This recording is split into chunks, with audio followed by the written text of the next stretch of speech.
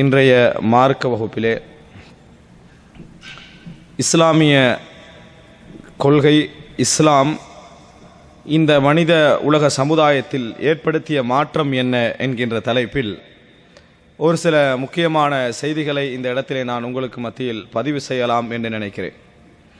அன்புள்ள சகோதரர்களே, முஸ்லிம் சமுதாயமாகிய நாம் இந்த இஸ்லாத்திலேயே பிறந்து இஸ்லாத்திலேயே வளர்ந்து இஸ்லாமிய சமுதாயத்துடைய மனோநிலையிலே வளர்ந்ததனால் எங்கிருந்து இந்த சமுதாயம் காப்பாற்றப்பட்டு வந்தது என்பதை நாம் சில பொழுது உணராமல் இருக்கலாம். காரணம், நாம் வளர்ந்த சூழல், நாம் வளர்ந்த அந்த பாதுகாப்பான மார்க்க சூழல், எமது சிந்தனையில் இந்த மார்க்கம் ஏற்படுத்திய விதைகள் என்பதனால் நாங்கள் எங்கிருந்து மாறி வந்தோம் என்பதை, இந்த சமுதாயம் எங்கிருந்து காப்பாற்றப்பட்டது என்பதை நாம் உணராமல் இருக்கலாம். ஆனால் இந்த சமுதாயத்தை இந்த இஸ்லாமிய மார்க்கம் காலாகாலமாக எதிலிருந்து காப்பாற்ற முனைந்தது, எதிலிருந்து காப்பாற்றியது என்பது பற்றி நாம் ஓரளவு தெரிந்து கொள்ள வேண்டுமென்றால் அதற்கு எங்களுக்குள்ள ஒரே ஊடகம் அல் குர்ஆன். குர்ஆனிலே அல்லாஹு தஆலா இந்த அல் குர்ஆன் எப்பொழுது இறக்கப்பட்டதோ அந்த காலகட்டத்தில் அந்த சமுதாயத்தினரை சரியான வழியின் பக்கம் அழைப்பதற்கு அவர்களது அறியாமைகளை குர்ஆன் என்ன செய்கிறது? சுட்டி காட்டுகிறது. இது உங்களது அறியாமை என்று அல் குர்ஆன் பல விஷயங்களை பட்டியல் போட்டு அவர்களை சிந்திக்க வைத்து அவர்களது மொழியிலேயே அந்த குர்ஆனை இறக்கி அவர்களோடு பேசி அவர்களை வழிகாட்டி அதற்காக போராட ஒரு தூதரை அனுப்பி அந்த தூதருடைய பல விதமான போராட்டங்களுக்கு பின்னால் அந்த சமுதாயம் மீள எழுப்பப்படுகிறது. அந்த சமுதாயம் உருவாக்கப்பட்ட பின்னால் இன்று அந்த அறியாமையில் ஒரு பகுதியை கூட இந்த உருவாக்கப்பட்ட அந்த சமுதாயத்தில் எங்களால் காண முடியவில்லை. ஆனால் எப்படிப்பட்ட அறியாமையிலிருந்து இஸ்லாம் இந்த உலகத்தை காப்பாற்றியது அப்படி என்பதை நாங்கள் புரிந்து கொள்ள வேண்டும்.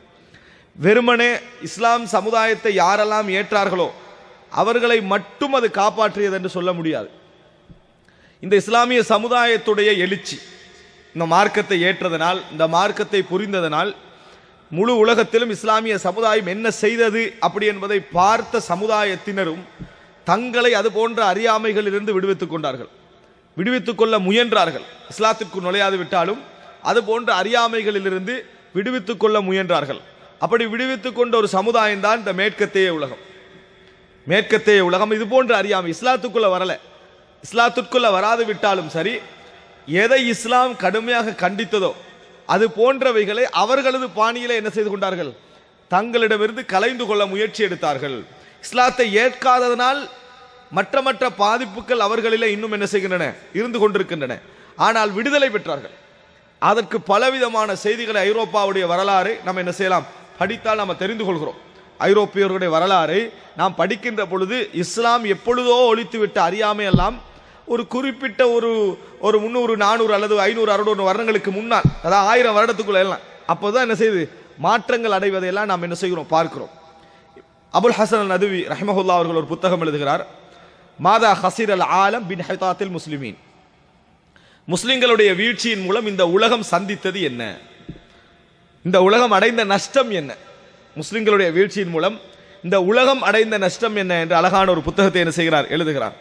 அதிலே இஸ்லாமிய சமுதாயத்தை எப்படி ஒரு இந்து மதத்தை பார்ப்பதை போன்று, ஒரு கிறிஸ்தவ மதத்தை பார்ப்பதை போன்று, ஒரு யூத மதத்தை பார்ப்பதை போன்று, ஒரு சீக்கிய மதத்தை பார்ப்பதை போன்று சில அனுஷ்டானங்களை சில சம்பிரதாயங்களையும் சொல்லக்கூடிய ஒரு மதம் என்று பார்க்கிறார்களே, அவர்களுக்கு அந்த புத்தகம் அழகான ஒரு செய்தி என்ன செய்கிறது? சொல்கிறது. இது வெறுமனே சம்பிரதாயங்களும், எப்படி நீங்கள் பள்ளி வாயிலில் வணக்கம் நடத்த வேண்டும், எப்படி கோயில்களில் வணக்கம் நடத்த வேண்டும் என்று சொல்லப்படுவதை போன்ற சம்பிரதாய தொகுப்பு அல்ல இஸ்லாம். இஸ்லாம் என்பது இந்த உலகத்தில் மனித சமுதாயம் எப்படி வாழ வேண்டும் என்று வழிகாட்டக்கூடிய ஒரு மார்க்கம் என்ற செய்தியை இஸ்லாமிய ஆட்சி, இஸ்லாமிய சமுதாயத்துடைய வளர்ச்சி இந்த உலகத்துக்கு உணர்த்தியது. அதனால்தான் திருப்பி ஒரு முறை இந்த இஸ்லாம் ஆட்சி அளவில் எழும்பக்கூடாது என்பதில் கவனமாக இருக்கிறார்கள். எழும்பிய ஆட்சியில் அவர்கள் தங்களது எல்லைகளையும் தங்களது நிலங்களையும் விஸ்தரித்து விடக்கூடாது என்பதில் என்ன செய்யறாங்க? கவனமாக இருக்கிறார்கள். அதிலே உள்ள நலவுகள் தெரியாமல் அல்ல, அது இந்த சமுதாயத்துக்கு என்னென்னதெல்லாம் கொண்டு வந்து சேர்க்கும் என்று தெரியாமல் அல்ல, எல்லாம் தெரியும். ஆனால் அது மக்களுடைய உள்ளங்களுக்கு போய் சேர்ந்தால் யாராலும் அதை தடுத்து நிறுத்த முடியாது என்பதை அவர்கள் உணர்ந்ததனால் இஸ்லாத்துடைய எதிரிகள் தங்களது மதத்திலிருந்து இவைகளை பாதுகாப்பதற்கான முழு முயற்சியை எடுப்பதை நாம் என்ன செய்கிறோம், பார்க்கிறோம். அன்புள்ள சகோதரர்களே, சில பொழுதுகளில் ஒரு முஸ்லிம் அல்லாதவர் இந்த வார்த்தையை கேட்டால், நான் இப்பொழுது சொல்லக்கூடிய வார்த்தையை கேட்டால், ஒவ்வொரு மதத்தினர் அப்படித்தான் பேசுவார்கள் அப்படின்னு சொல்ல வாய்ப்பு இருக்கிறது. நம்ம முஸ்லீமாக இருக்கிறதுனால நான் அப்படித்தான் நான் பேசுவேன், ஒரு இந்துவாக இருப்பதனால் ஒரு இந்து அப்படித்தான் பேசுவார், பௌத்தனாக இருப்பதனால் ஒரு பௌத்தன் அப்படித்தான் என்ன செய்வார், பேசுவார், கிறிஸ்தவனாக இருக்கிற நேரத்தில் கிறிஸ்தவன் அப்படித்தான் பேசுவார் அப்படின்னு அவர்கள் சொல்லலாம். ஆனால் உண்மை அதுவல்ல, உண்மை அதுவல்ல. காரணம், நான் இப்பொழுது விரித்து வைத்திருந்த இந்த பேசக்கூடிய இந்த அல் குர்ஆன், அதனுடைய மொழிபெயர்ப்பு 1400 வருடங்களுக்கு முந்தியது என்பது உலகம் ஏற்றுக்கொண்ட விஷயம். 1400 வருடத்திற்கு முன்னால் இவ்வளவு விழிப்புணர்வுடன் உலகத்தில் எவரும் பேசி இருக்க முடியாது. 1400 வருடங்களுக்கு முன்னால் இந்த மொழிபெயர்ப்பை எடுத்து வாசிப்போம் என்று சொன்னால் இவ்வளவு விழிப்புணர்வுடன் எந்த நூலையும் காட்ட முடியாது. சாதாரண ஒரு நூலை கூட என்ன செய்ய முடியாது, காட்ட முடியாது. வேதங்களே மடமையை போதிக்கக்கூடிய அமைப்பிலான வேதங்கள் தான் மனிதருடைய கையிலே என்ன செய்தன, இருந்தன. திரிக்கப்பட்டு பொய். அன்றைக்கு உலகமே உச்சகட்ட வேதமாக நினைத்துக் கொண்டிருந்த வேதம் எது? பைபிள். உலகத்திலே இந்து மதம் வேண்டுமென்றால் இந்தியாவில் சுருங்கி இருக்கலாம், அப்படி ஒரு மதமே இல்லை, அது வேறு அம்சம். அன்புள்ள சகோதரர்களே, உலகத்துக்கே ஒரு வழிகாட்டி மாதிரி மக்கள் நினைத்துக் கொண்டிருந்தது பைபிள். அந்த பைபிள் என்ன சொல்லிக் கொண்டிருந்தது தெரியுமா? கடவுளுக்கு மனைவி உண்டு, அந்த மனைவிக்கு பிள்ளை உண்டு, 3 பேரும் சேர்ந்து வணங்குங்க, இதான் அந்த மதம் சொல்லிக் கொண்டிருந்தது. இந்த காலகட்டத்திலே கடவுளுக்கு மனைவி இருக்க முடியுமா, கடவுளுக்கு பிள்ளை இருக்க முடியுமா என்ற ஒரு கேள்வி கேட்பது என்பதை அறியாமையை நினைத்துக் கொண்டிருந்த ஒரு காலகட்டம் அது. அப்படி ஒரு கேள்வி இன்றைக்கு வேணுமென்றால் புது புது கருத்துக்கள் எல்லாம் உண்டாகி சிந்தனைக்கே இப்ப எல்லை இல்லாத லெவலுக்கு போய் நிர்வாணமா போறதெல்லாம் சுதந்திரம் இடத்துக்கு போயிட்டு இந்த உலகம். ஆனா அன்றைக்கு அப்படி அல்ல. அன்றைக்கு இது போன்ற கேள்விகளே மடத்தனம், அறியாமை என்று சொல்லக்கூடிய ஒரு காலகட்டம் அது. அப்படிப்பட்ட ஒரு காலகட்டத்தில் இந்த அல் குர்ஆனுடைய வார்த்தைகளை ஒருவர் யோசிப்பாராக இருந்தால், அதை விரித்து படிப்பாராக இருந்தால், இஸ்லாமிய சமுதாயம், இந்த இஸ்லாமிய மார்க்கம் ஏனைய மதங்களை விட இஸ்லாமிய மார்க்கம் என்பது நிச்சயமாக பலவிதமான வழிகாட்டல்களையும் பலவிதமான தெளிவுகளையும் கொண்ட ஒரு தெய்வீக புத்தகம் என்பதை என்ன செய்யலாம், அவர்களால் உணர்ந்து கொள்ள முடியும். ஆனால் கவலை என்னவென்று சொன்னால், நாங்களே சில பொழுதுகளில் தெரியாமல் அந்த தாக்கத்துக்கு உள்ளாகி கொள்கிறோம். உள்ளாகி எப்படி பேசுறோம் என்று சொன்னால், இந்த மதம் இனம் என்றுதான் நம்ம பிரச்சனைக்குள்ள வருது அப்படின்னு தெரியாம பேசுறோம். அப்படி சொல்ற நேரத்தில் எங்களுக்கு இஸ்லாமிய சமுதாயத்தை எதிர்க்க நம்ம சிந்தனை இல்லை. ஆனால் தெரியாமல் என்ன செய்யறோம், மதங்கள் என்றாலே பிரச்சனை வரும், மதங்கள் என்பது வணக்க வழிபாடுகள் மட்டும், அல்லது எல்லா மதமும் என்னது ஒரே வழியைத்தான் காட்டுகிறது, இது போன்ற வார்த்தைகள் எல்லாம் நம்ம பேசி விடுகிறோம். அது பொய் என்பதை அந்தந்த சமுதாயத்துடைய வாழ்க்கை உணர்த்தி கொண்டிருக்கிறது. அந்தந்த இந்து சமுதாயத்துடைய வாழ்க்கையை பார்த்தால் எல்லா மதமும் ஒன்றை காட்டுகிறது என்பது இஸ்லாமிய மதத்தோடு இந்து சமுதாயத்தை ஒப்பிட்ட சொல்ல முடியுமா? சொல்லவே முடியாது. கிறிஸ்தவ மதத்தை இஸ்லாமிய மதத்தை ஒப்பிட்டால் சொல்ல முடியுமா? முடியாது. மனைவி இருக்குது, பிள்ளை இருக்கிற என்ற அந்த கொள்கைக்கும் இறைவனை பொறுத்த வரைக்கும் மனித அறிவுகள் அறிய முடியாது என்று சொல்லக்கூடிய இந்த கொள்கைக்கும் என்ன எவ்வளவு பெரிய வித்தியாசம் இருக்குது? பெரிய வித்தியாசம் உண்டு. அதே போல யூத சமுதாயத்தை எடுத்தீங்க என்று சொன்னால், எவனு இந்த இனத்துக்குள்ள வரக்கூடாது என்று சொல்லக்கூடிய இனவாதம் பிடித்த ஒரு சமுதாயம் யூத சமுதாயம். இன்றைக்கும் 3 கோடியை தாண்டாமல் ஒரு மதம் இருக்குது. அது எந்த மதம்? யூத மதம். எதை வச்சு? உலகத்திலேயே உலகம் படைக்கப்பட்ட நாள் இருந்த ஒரு கேலண்டர் வச்சுக்கிட்டு இருக்கக்கூடிய ஒரே சமுதாயம் யாரு? அவன் தான். அவ்வளவு இனவெறி பிடிச்சவன், மனித சமுதாயமே இப்படித்தான் என்று சொல்லக்கூடியவன்.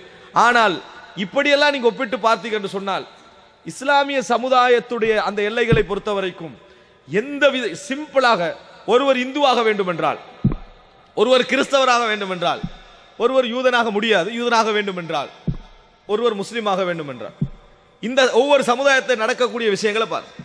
இந்த சமுதாயத்தில் ஒருத்தர் முஸ்லீமாக வேண்டும் என்றால் கொள்கை மாற்றம் மட்டும்தான், வேற ஒன்றும் இல்லை. ஏதாவது சடங்கு, ஏதாவது சம்பிரதாயம், முன்சஃப்ல முஸ்லிம்களோட வந்து தொழுகிறாரு, தொழுத பின்னால மிம்பரில் ஒரு குத்துபா நடத்திய இமாம், இவர் முஸ்லீம் அல்ல, லா இலாஹ இல்லல்லாஹ் முஹம்மது ரசூலுல்லாஹ் சொல்ல போறாரு. அது என்ன மொழிபெயர்ப்பு?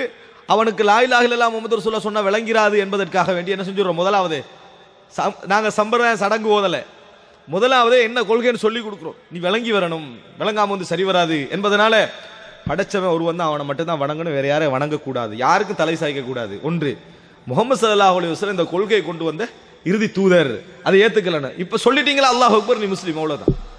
இப்படி உலகத்தில் எந்த மதமாவது மதமாற்றத்துக்குள்ள இவ்வளவு இலகுவாக வரக்கூடிய ஒரு மதம் சொல்ல முடியுமா?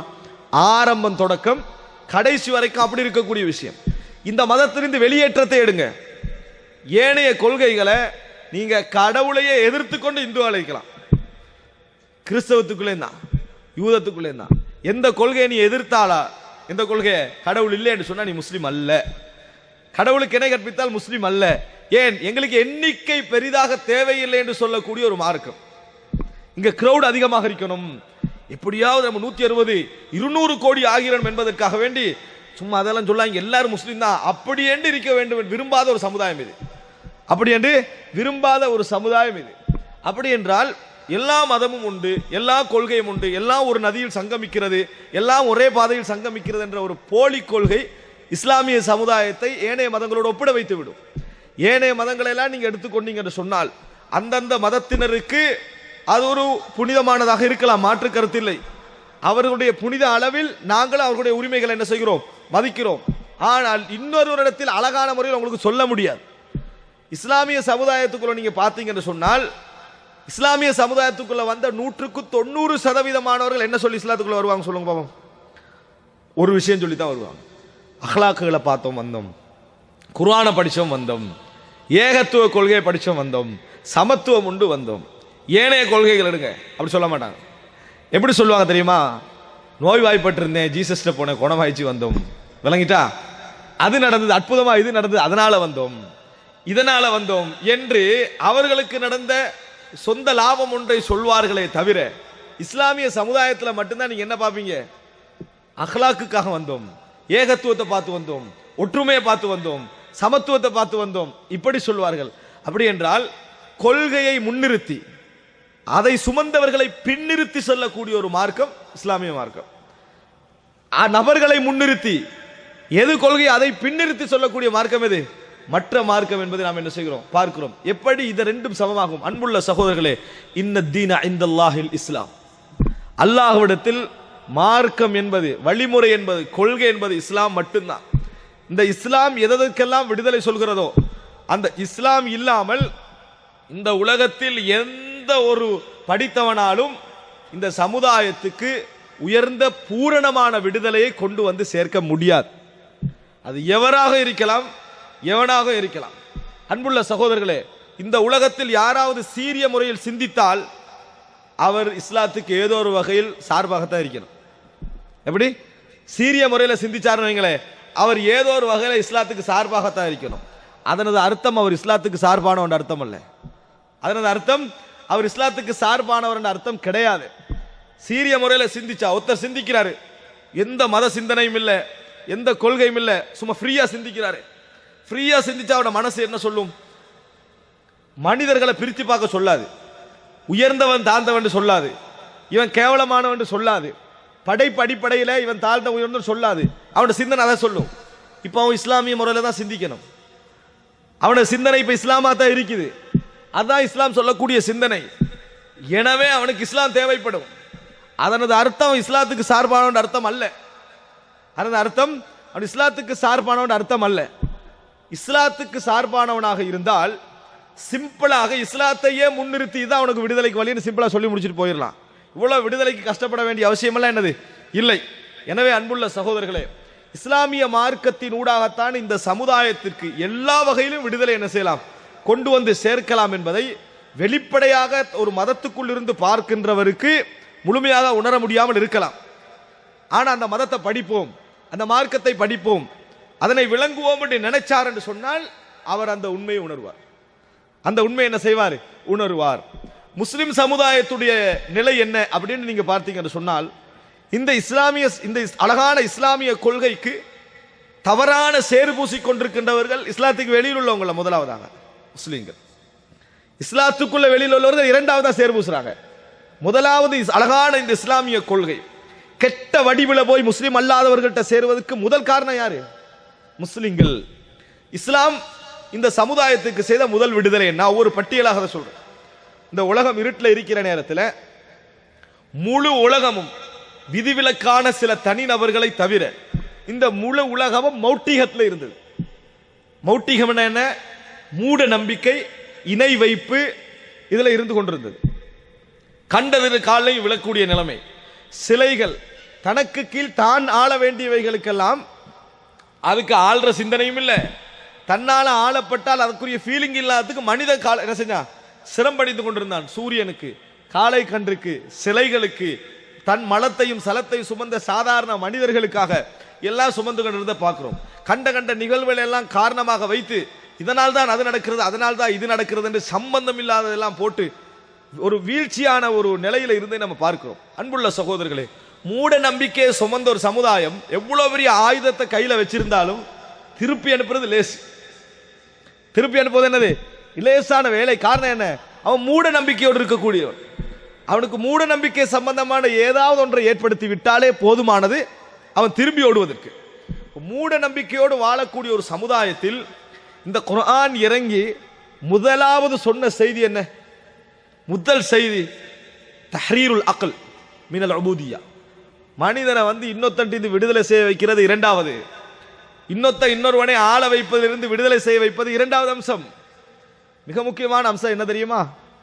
சிந்தனையை மூலம் விடுதலை செய்ய வைக்கணும். இன்னொருவரிலிருந்து இந்த சிந்தனை இருக்கிற சுதந்திரம் மனிதனுக்கு ஒவ்வொருவனுக்கும் தனிப்பட்டதையாக கொடுக்கப்பட்ட விஷயம். அதை முதலாவது விடுதலை செய்ய வைக்க வேண்டும். ஒருவன் அதிலே இருந்து விடுதலை ஆகாத வரைக்கும் ஆட்சியில போய் நில்லுங்க, அவன் அதே லெவலில் தான் இருப்பான். எதிலிருந்து விடுதலை ஆகாத வரைக்கும் சிந்தனை ரீதியாக அவன் சரியான சுதந்திரமாக சிந்திக்கக்கூடிய இடத்தை அடையாத வரைக்கும் நீங்கள் எவ்வளவு இப்ப ஏற்றத்தாழ்வு இருக்கிறது. யூத மதத்தில் இருக்குது, கிறிஸ்தவ மதத்தில் இருக்கிறது, இந்துக்கள்ல இருக்குது. ஏற்றத்தாழ்வு கற்பிக்கக்கூடிய அம்சங்கள். இப்படி இருக்கக்கூடிய விடுதலை ஆயிட்டான் வைங்களேன், சுதந்திரமானவன் வைங்க, அவன் சிந்தனையால விடுதலை ஆகலைன்னு வைங்க, அதை சரி காண்றான்னு வைங்க. ஆனா அவனுக்கு எல்லா சுதந்திரம் கிடைச்சிட்டு அவன் படிக்கிறான், அரசியல்வாதியாக வரலாம், எல்லா விதமான நிலைமைக்கு அவன் வரலாம். ஆனா எதுல விடுதலை ஆகல? சிந்தனை ரீதியாக அவன் வந்தது விடுதலை ஆகலைன்னு வைங்க.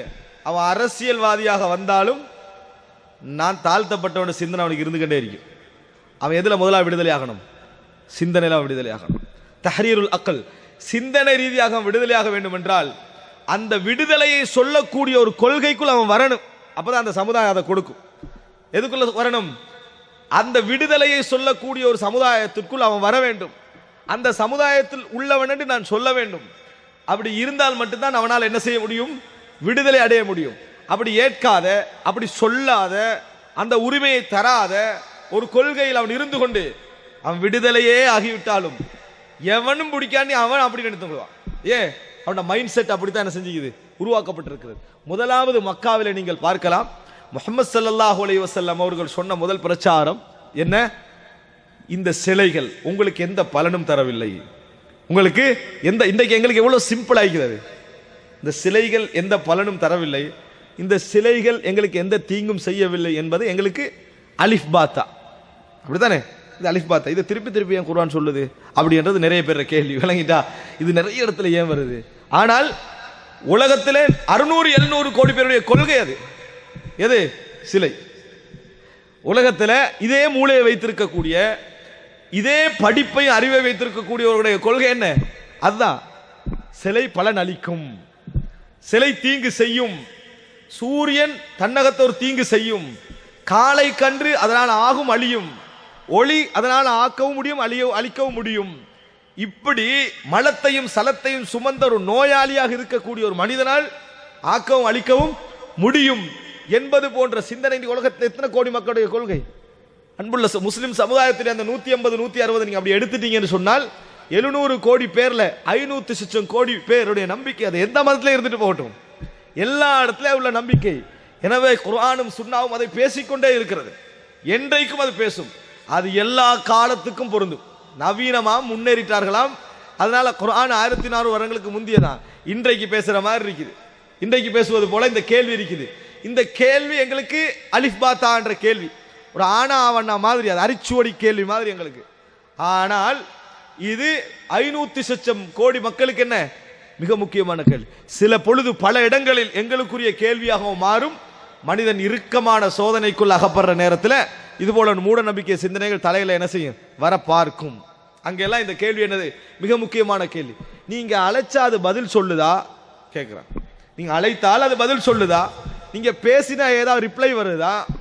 அப்படி என்ற கேள்வி எல்லாம் குர்ஆன் என்ன செய்கிறது, கேட்கிறது. உங்களுக்கு ஏதாவது தீங்கு செய்ய முடியுமா? அதனால நீங்க வைக்கக்கூடிய சாப்பாடை ஒரு ஈ எடுத்துட்டு போச்சுன்னு சொன்னா உங்களால் அதுக்கு எடுக்க முடியுமா? ஈ எடுத்துட்டு போகுது, ஒரு சோற்று மணி எடுத்துட்டு போகுதுன்னு வைங்க, அதனால் அது திருப்பி எடுக்க முடியுமா? தஅஃபத் தாலிபு வல் மத்லூப், கேட்பவனும் மடையன் கேட்கப்படுகின்றவனும் என்னது, அது கேட்பவனும் பலகீனன் கேட்கப்படுகின்றவனும் பலகீனன் குர்ஆன் என்ன செய்கிறது, சொல்கிறது. இது மாதிரி கேள்வியை பக்கத்துக்கு பக்கம் குர்ஆன் பேசிக்கொண்டே இருக்கு. இது மாதிரி கேள்வியை குர்ஆன் பக்கத்துக்கு பக்கம் பேசிக்கொண்டே இருக்கிறது. அதன் மூலம் மக்கள்கிட்ட எதை வச்சது, அதற்காக வேண்டி அந்த தூதர் என்ன செஞ்சாரு, அடிபட்டார். இதுக்கு உலகம் எப்படி கொடுத்தீங்க தெரியுமா? அவர் சில இஸ்லாமிய மார்க்கத்தை மதத்தை உண்டாக்கினாரு, இவர் இந்து மதத்தை உண்டாக்கினாரு, அவர் கிறிஸ்தவ மதம். அதல்ல, இப்படி சுத்தி மூடிட்டு போகக்கூடாது. என்ன செஞ்சாருன்றதை பாருங்க. முதலாக அந்த சமுதாயத்தினரை இது போன்ற மூட நம்பிக்கைகள் கேடுகட்ட மனிதனை கீழாக மதிக்கக்கூடிய நம்பிக்கையிலிருந்து முதல் விடுதலை. அப்படி விடுதலை ஆகிறேன்னா, விடுதலை செஞ்சுட்டு நான் என் பாட்டில் போறேன்னா உருவாக்க முடியாது. அதை புரிஞ்சுக்கணும். ஏன் இஸ்லாமிய மார்க்கம் என்ற ஒன்று தேவை தெரியுமா? அதான் சமூக வாழ்வு. சமூக வாழ்வு ஒருத்தருக்கு எல்லாருக்கும் விடுதலை செஞ்சுட்டு நீங்களாம் உங்களோட பாட்டில் உங்களோட வேலையெல்லாம் பார்த்துட்டு போங்கன்னு சொல்றதல்ல. அவனுக்குரிய வாழ்வை கொடுக்க வேண்டும் என்றால் அதற்கென்ற ஒரு கொள்கை, அதற்கென்ற ஒரு சமூகம், அதற்கென்ற ஒரு வழிமுறை இருந்தாகணும். இல்லாம போனா என்ன நடக்கும்? விடுதலை, அவன் விடுதலை ஆகிட்டான், அவ்வளவுதான். அவனுக்கு வாழ்க்கை இல்லை, வழிமுறை இல்லை, அவனுக்கு ஒரு சமூகமே இல்லையே, அவனுக்கு ஒரு சமூகமே இல்லையே. இஸ்லாம் சொல்லி காட்டுகிறது அந்த சிந்தனையிலிருந்து முதலாக விடுதலை. அதுக்கு எவ்வளவு வரலாம் பாடுபட்டாங்க. நூஹ் அலைஹிஸ்ஸலாத்துடைய பிரச்சாரத்தை நம்ம படிக்கிறோம். முதல் தூதராக, அதாவது நபியா இல்லையா என்ற பகுதியில் கருத்து முரமாடு ஆதம் அலைஹிஸ்ஸலாம் இருக்குது. முதல் தூதராக குர்ஆன் சொல்றது நூஹ் அலைஹிஸ்ஸலாத்துடைய வரலாற்று. அதுல எதற்காக பாடுபட்டதாக சூரத்து நூஹ்ல அல்லாஹ் தஆலா முழுமையா சொல்லி காட்டுறான். 950 வருடங்கள் நூஹ் அலைஹிஸ்ஸலாம் என்ற இறைவனது தூதர் எதற்காக பாடுபட்டதாக குர்ஆன் சொல்லுகிறது. எதற்காக பாடுபட்டதாக சொல்லுது? ஒரே ஒரு சப்ஜெக்ட் தான் குர்ஆன் சொல்லுது. என்ன சப்ஜெக்ட்? சிலையை வணங்குறீங்களே, அறிவிருக்குதா அப்படின்னு. சிலையை வணங்குறீங்களே, அறிவிருக்குதா? இதெல்லாம் உங்களை யாரு வத்தம் வலா சுவாஉம் வலா யகூத வலா யஊக வனஸ்ரா, ஒன்றும் அரபி பேர் இல்லை, ஒன்றுமே அரபி பேர் இல்லை, எல்லாம் அந்நிய மொழி பெயர்கள். அன்புள்ள சகோதரர்களே, அரபு இடையில் ஏற்பட்ட ஒரு மொழி. ஆனால் பழைய மொழி அல்லாஹ் தஆலா என்ன செய்றான், அந்த காலத்து மக்கள் உபயோகித்த மொழி என்பதனாலதான் வத்தம் வலா சுவாஉம் வலா யகூத வலா யஊக வனஸ்ரா, எல்லாம் வேற மொழி. இதுல வணங்க இங்கெல்லாம் நீங்க வணங்கிட்டு இருக்கிறீங்களே, இதெல்லாம் கடவுளர்களா அப்படி என்கின்ற கேள்வி என்ன செஞ்சு வைத்தது. அப்படின்னா அந்த 3-4 பக்கம் அல் குர்ஆனும் சுன்னாவும் சுதந்திரமான பகுத்தறிவை பேசலையா, அதை சொல்லலையா? அதற்காக வேண்டித்தான் 950 வருடங்கள் வாழ்ந்தார். 40 வருஷத்துல விரக்தி அடைஞ்சிருவான். 950 வருஷம் அதுக்கு தான் அவர் வாழ்ந்தாரு அப்படின்னு குர்ஆன் சொல்லலையா? ஒவ்வொரு நபிமார்களுடைய வரலாறு குர்ஆன் சொல்ற நேரத்தில் வலக்கத் பஅஸ்னா ஃபீ குல்லி உம்மத்தின் ரசூலா, ஒவ்வொரு சமுதாயத்திலும் ஒரு தூதரை அனுப்பினோம். எதற்காக? அன்யஅபுதுல்லாஹ், அல்லாஹ்வை மட்டும் நீங்கள் அடிபணியுங்கள், அல்லாஹ்வை மட்டும் நீங்கள் அடிபணியுங்கள், படைத்தவனுக்கு மட்டும் அடிபணியுங்கள். ஒரு பேச்சுக்கு படைத்தவனை நம்புவது மூட நம்பிக்கைன்னு வைங்க, படைத்தவனை நம்புவது மூட நம்பிக்கைன்னு பேசுறாங்கன்னு வைங்க. அப்படியாக இருந்தால் படைத்தவனை நம்பி ஒருவன் வழிபடுவதனால் ஏதாவது இந்த மனித சமுதாயத்துக்கு கீழ்த்தனம் ஒன்று வந்துருமா? வராது. ஏன்? படைத்தவனை மட்டும் வணங்குன்னா அந்த வசனம் என்ன சொல்லுது? உன்னை உருவாக்கினவனை வணங்கு. உருவாக்கினவன் யாரு? நீ காண்ற எவரும் அல்ல. உருவாக்கினவன் யாரு? நீ காண்ற எவரும் அல்ல. சூரியன் அல்ல, சந்திரன் அல்ல, கன்று அல்ல, ஒளி அல்ல, இருட்டல்ல, நட்சத்திரம் அல்ல, வானம் அல்ல, பூமி அல்ல, எந்த மனிதனும் அல்ல. நீ அவனை காணவே இல்லை, அவனை மட்டும் வணங்கு அப்படின்னு சொல்லுது. இது மனிதனை அடிமைப்படுத்துமா, சுதந்திரமா நிக்க வைக்குமா? நீ அவன் உனக்கு நீ கண்ணால காணலைன்னு சொல்லுது, அவனுக்கு மட்டும் நீ அடிபணி, வேற எவனுக்கு நீ என்ன செய்யாத, அடிபணியாதே என்கின்ற சிந்தனை. இது மூட நம்பிக்கையா? இது மூட நம்பிக்கையா? இது மூட நம்பிக்கை அல்ல. எப்படி மூட நம்பிக்கை அல்ல? நீ இதை ஏற்றுக்கொள்வதனால எவனுக்கு கீழே நீ போக மாட்ட, எவனுக்கு கீழே, ஆட்சியாளனுக்கு கீழே கூட நீ போக மாட்ட. சூரியன் சந்திரனுக்கு நீ மேல இருக்கிறான்னு சொல்லி கீழ்த்தறி பண்ண மாட்டேன். காரணம் என்ன? நான் படைச்சவனுக்கு மட்டும்தான் வணங்குவேன். இப்ராஹிம் அலைஹிஸ்ஸலாத்துல வரலாற்றுல அழகாத சொல்றானா இல்லையா? சூரியனை பார்க்கிறாரு, சந்திரனை பார்க்கிறாரு, நட்சத்திரனை பார்க்கிறாரு. வஜ்ஜஹ்து வஜ்ஹிய லில்லதி ஃபதரனி, என்னை படைத்தவனின் பக்கம் என் முகத்தை நான் திருப்பி விட்டேன். அவன் எங்க இருக்கிறான்னு எனக்கு தெரியாது. அப்படித்தானே? இந்த உலகத்துல எங்கே இல்லை அவன். இஸ்லாம் எங்களுக்கு சொல்லித் தருகிறது அர்ஷ். அவன் வானத்துக்கு மேல் அவனுக்கே ஒரு இடத்துல அவன் இருக்கிறான் அப்படின்னு இஸ்லாம் எங்களுக்கு சொல்லி தருகிறது. ஆனா இப்ராஹிம் அலைஹிஸ்ஸலாம் சொல்ற நேரத்தில் அவர் என்ன சொல்றார்? இதெல்லாம் சொல்லிட்டு என் இறைவன் எங்க இருக்கிறான் அவன் பக்கம் என்ன செஞ்சுட்டேன், நான் முகத்தை திசை திருப்பி விட்டேன், இதுக்கெல்லாம் நான் வணங்க மாட்டேன். இதானே தஹரீருல் அக்ல், இதானே சிந்தனையை விடுதலை செய்யறது, இதுதானே மனிதனுடைய சிந்தனை விடுதலை செய்தல். இதற்காகத்தான் ஒவ்வொரு நபிமார்களும் பாடுபட்டதாக இந்த அல் குர்ஆன் சொல்லுகிறது. இந்த அல் குர்ஆன் ஒவ்வொரு பக்கத்துக்கு பக்கம் சொல்லுது. இது நம்மளுக்கு நம்ம புரியலையா? இது எவ்வளவு பெரிய ஒரு சமுதாய மாற்றத்தை அல்லாஹு தஆலா இதுல சொல்றான். ஒவ்வொரு தூதரை இதுக்கு தான் முதலா வந்தாங்கன்னு சொல்லி. எனவே அன்புள்ள சகோதரர்களே, எப்பொழுதுமே நீங்கள் ஒன்றை புரிந்து கொள்ள வேண்டும். இந்த சமுதாயத்தில் சமுதாய அடுக்க பேசுவாங்க தானே, இந்த ஏற்றத்தாழ்வு வரக்கூடாது பேசுவார்களே, அவர்கள் எல்லோரும் ஒரு விஷயத்தை அங்கீகரிப்பாங்க. எது தெரியுமா? தாழ்ந்தவன் உயர்ந்தவன் இருக்கக்கூடாது, சிலைக்கு கும்பிட்டுட்டு வாண்டுவான். இவன் எப்படி பகுத்தறிவாதம் இது? சிலைக்கு கும்பிட்டுட்டு வாரத்தை நம்ம எதிர்க்க மாட்டோம், அது அவருடைய உரிமை, அது அவரது உரிமை. அவர் ஒரு ஆசிரமத்துடைய ஒரு தலைவர் என்று நம்பி அவருக்கு கும்பிட்டுட்டு வாரத்தை நம்ம எதிர்க்க மாட்டோம், அது அவரது உரிமை, அது அவரது உரிமை. ஆனா நீ தாழ்ந்த ஜாதி உதர்ந்த ஜாதி மட்டும் தான் நான் எதிர்ப்போம். உனக்கு அக்குள் வேலை செய்யலைன்னு அர்த்தம், உனக்கு பகுத்தறிவு வேலை செய்யலைன்னு அர்த்தம். நீ எப்படி ஒரு சிலைக்கு தலை சாய்ப்பதை அனுமதிக்கலாம்? தாழ்ந்த ஜாதி உதர்ந்த ஜாதி தப்பிடணுமா? ஆனா உன் வணக்கத்தை நீ செஞ்சிக்க, நீ கடவுளுக்கு மனைவி இருக்கன்னு சொல்லு, பிள்ளை இருக்கன்னு சொல்லி நம்பு, அது பிரச்சனை அல்ல. நீ தாழ்ந்த ஜாதியாக இருக்காது. இதா பிரச்சாரம்? இது ஒரு கொள்கையான்னு கேட்டேன். முதலாவது சிந்தனை விடுதலையாக வேண்டும். நீ எவனுக்கும் தலை சாய்க்க கூடாது, அதான் சிந்தனை, அதான் பகுத்தறிவு. இஸ்லாம் சொல்லக்கூடிய பகுத்தறிவு அதுதான். உலகத்தில் நீ எவனுக்கும் சிரம் தாழ்க்க கூடாது. உன் சிரம் பணிய வேண்டும் என்றால் உனக்கு படைச்சவனை மட்டும் பணி. படைச்சவன் யாரு? மேலே இருக்கிறான், அவனை நீ காணல. அவனுக்கு சிரம் பணிவதனால உனக்கு கிடைப்பது என்ன தெரியுமா? எந்த படைப்புக்கும் நீ சிரம் பணிய மாட்டாய் என்பதுதான். இதை பிரச்சாரம் வந்த தூதருக்கு சிரம் பணிந்தார் முஆத் இப்னு ஜபல். ரசூலுல்லாஹி ஸல்லல்லாஹு அலைஹி வஸல்லம் சொன்னார்கள், மா ஹாதா யா முஆத், முஆதே இது என்ன? நான் ரோம பாரசீக மன்னர்களுக்கு அவர்களோடு இருக்கக்கூடிய மக்கள் சுஜூது செய்வதை காண்கிறேன், சிரம் பணிவதை காண்கிறேன். இதை இந்த அழகான கொள்கை சொன்ன உங்களுக்கு சிரம் பணிந்தா என்னன்னு கேட்டார்கள். நான் அப்படி ஏவுவதாக இருந்தால், அது அனுமதி என்று ஒன்றிக்குமாக இருந்தா கணவனுக்கு மனைவி சிரமணிய சொல்லி ஏவி இருப்பேன். அங்கேயே நான் தடை செஞ்சுட்டேன். யாரும் யாருக்கும் சிரமணிய கூடாது. யாருக்கு? முஹம்மது ஸல்லல்லாஹு அலைஹி வஸல்லம் அவர்களுக்கு கூட சிரமணிய கூடாது அப்படி என்று சொல்றோம். ஒரு தலைவருடைய உருவத்தை கொழுகுவதில், அதை தொங்க போடுறதுல சந்தோஷப்படுற மதங்கள் தான் உலகத்தில் இருக்கின்றன. போட்டால் சண்டை பிடிக்கின்ற மார்க்கத்தை கண்டிருக்கிறீங்களா? வரக்கூடாது அப்படி என்று சொல்லக்கூடிய ஒரே மார்க்கம் இஸ்லாமிய மார்க்கம். எல்லா மதமும் ஒன்று என்று எப்படி சமப்படுத்த முடியும்? அவர்கள் சொல்லுகின்ற அதே பகுத்தறிவாதத்தை தான் இஸ்லாம் சொல்லுது என்று எப்படி சமப்படுத்த முடியும்? அது வேறு, இது வேறு. இஸ்லாம் சொல்வது என்ன தெரியுமா? உனக்கு விடுதலை கிடைக்கணும்டா, நீ தாழ்ந்த ஜாதியாரி உயர்ந்த ஜாதி முதலாவது விடு, மூளையை ஒழுங்கா எடு, சிந்திக்க பழகு. ஏதோ ஒன்று சிந்தனை. இந்த உலகத்தில் எந்த படைப்புக்கு நீ சிறந்த, அவனெல்லாம் சமம். இன்னும் சொல்ல போனால் அகிரிணைகளை விட நீ உயர்ந்தவன், மனிதர்களுக்கு மத்தியில் நீ சமமானவன். இது முதலாவது வர வேண்டும். இதற்காக வேண்டித்தான் ரசூலுல்லாஹி ஸல்லல்லாஹு அலைஹி வஸல்லம் அவர்கள் எல்லா பிரச்சாரம் செய்த எந்த இடங்களிலும் அந்த சமுதாயத்துக்கு வாழ்வை கொடுத்துட்டு, அவர் சிலை வணங்கினா வணங்கட்டும், இவர் காலில் விழுந்தா விழட்டும்னு சொல்லிச்சா? கூடாது. ரசூலுல்லாஹி ஸல்லல்லாஹு இஸ்லாம் சுப்ஹானல்லாஹ் வெற்றி என்று அறிவிச்சதே ஒரு இடம், மக்கா வெற்றி. இந்த மக்கா வெற்றி என்று அறிவிச்சதில் இஸ்லாம் செஞ்ச முதல் வேலை என்ன?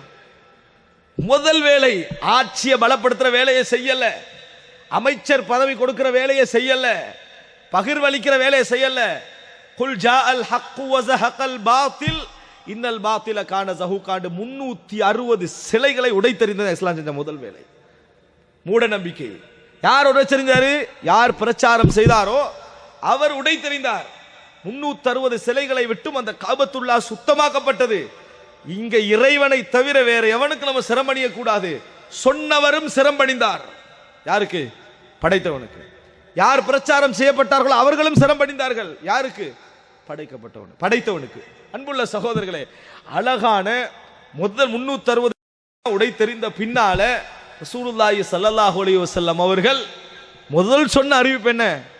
இன்ன ஷைத்தான கத் யஇஸ அய்யுபத ஃபீ அர்திக்கும் ஹாதிஹி. இந்த பூமியில் மறுபடி அவன் வணங்கப்படுவதை விட்டும் ஷைத்தான் நம்பிக்கை இழந்து விட்டான். தான் முதல் அறிவிப்பு. இதுதான் பகுத்தறிவு, இதுதான் பகுத்தறிவு. அன்புள்ள சகோதரர்களே, எனவே சமுதாய விடுதலைக்காக எவர் உழைத்தாலும் சரி, மூட நம்பிக்கைக்கு எதிராக எவர் உழைத்தாலும் சரி, இஸ்லாத்தின் ஒரு பகுதிக்கு சார்பாக அவர் இருப்பார், சந்தேகம் கிடையாது. ஆனால் முழு இஸ்லாத்தையும் அந்த பகுத்தறிவாதம் ஒரு பொழுதும் பிரதிபலிக்காது. இஸ்லாம் சொல்வது இதைவிட உயர்ந்த நிலை, இதைவிட உயர்ந்த நிலை. சிந்தனை ரீதியாக நீ எங்கே என்ன செய்யக்கூடாது, சங்கமிக்க கூடாது. சிந்தனை ரீதியாக நீ சுதந்திரமானவனாக இருக்க, சிந்தனை ரீதியாக நீ சுதந்திரமானவனாக இருக்க வேண்டும். அந்த சுதந்திரமான சிந்தனையோடு ஒரு சமுதாயம் உருவாக்கப்பட வேண்டும். அந்த சமுதாயத்தில் நீ முழு சுதந்திரம் பெற்ற ஒரு அங்கத்தவனாக இருக்கணும். இவ்வளவுதான். சுதந்திரம் விட்டாச்சா நீ வாழ்க்கையை வாழலாம், இன்னொருத்தருக்கு அநியாயம் இடத்துக்கு அவன் போகக்கூடாது. உருவாக்கக்கூடிய ஒரு இடத்துக்கு இஸ்லாம் என்ன செஞ்சது, வந்தது. இதையும் இப்ப இது நான் பேசுறேனே, இப்படி மற்றவர்களாலும் பேச முடியும். ஆனா இங்கிருந்து எடுத்துக்காட்ட முடியாது. அவங்களுடைய வேதத்திலிருந்து என்ன செய்ய முடியாது, எடுத்துக்காட்ட முடியாது. அவரோட சொந்த இதால ஒரு இந்துவாக இருந்து பேசலாம், சொந்த சிந்தனையால ஒரு கிறிஸ்தவனாக இருந்து பேசலாம். பகவத்தை இருந்து எடுத்துக்காட்ட முடியாது, ஒரு பைபிள் இருந்து எடுத்துக்காட்ட முடியாது. ஆனால் அல் குர்ஆனில் இருந்து ஒவ்வொரு பக்கத்திலிருந்து எடுத்துக்காட்ட முடியும். எப்படி ஒவ்வொரு பக்கத்திலிருந்து எடுத்துக்காட்ட முடியும் இந்த பகுத்தறிவை. ரசூலுல்லாஹி ஸல்லல்லாஹு அலைஹி வஸல்லம் உடைய சொந்த வாழ்க்கை ஹுதைபியா, இஸ்லாமியர்களுக்கும் முஸ்லிம் அல்லாத, இஸ்லாத்தை எதிர்த்து யுத்தம் செய்த முஸ்லிம் அல்லாத மக்காவாசிகளுக்கும் இடையே நடந்த ஒரு ஒப்பந்தம்.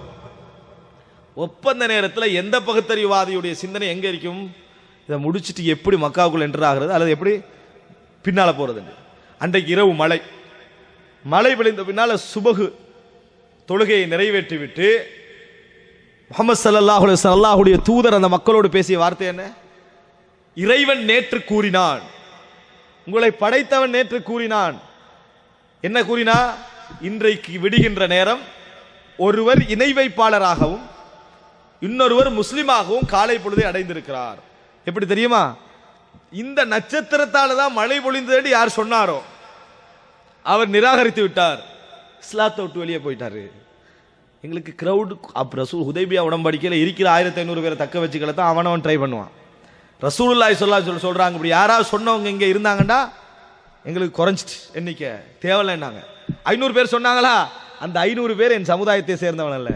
முதல் விஷயம், யாரெல்லாம் படைத்தவனால் தான் இந்த மழை பொழிந்தது, படைத்தவன் தான் இந்த மழையை பொழிய வைத்தான் சொல்றாங்களோ அவர்கள் தான் முஸ்லிம்கள் என்று இறைவன் சொன்னான். அப்படி என்ற செய்தியை நாம் என்ன செய்கிறோம், பார்க்கிறோம். அன்புள்ள சகோதரர்களே, மவுத்து நேரம், மரணிக்கிற நேரம் அல்லாஹ்வுடைய தூதர் பயந்த கூடுதலான அச்சம் என்ன, என்னைய உயர்த்தி என்னைய வணங்கிடுவாங்களோ தானே பயந்தார்கள். அல்லாஹும்ம லா தஜ்அல் கப்ரி வஸனன் யுஅபத், என் கபரை வணங்கப்படுகின்ற ஒரு கபராக ஆக்கி விடாதே, வணங்கப்படுகின்ற ஒரு அடக்கஸ்தலமாக ஆக்கி விடாதே என்று அல்லாஹ்வுடைய தூதர் பயந்தார்கள். மரணிக்கிற நேரம் ஒரு மாதிரியாக உருவாக்கிட்டோம் அப்படியே நினைக்கல, திருப்பி வரக்கூடாது, எதிர்காலத்தில் எப்பயும் வரக்கூடாது.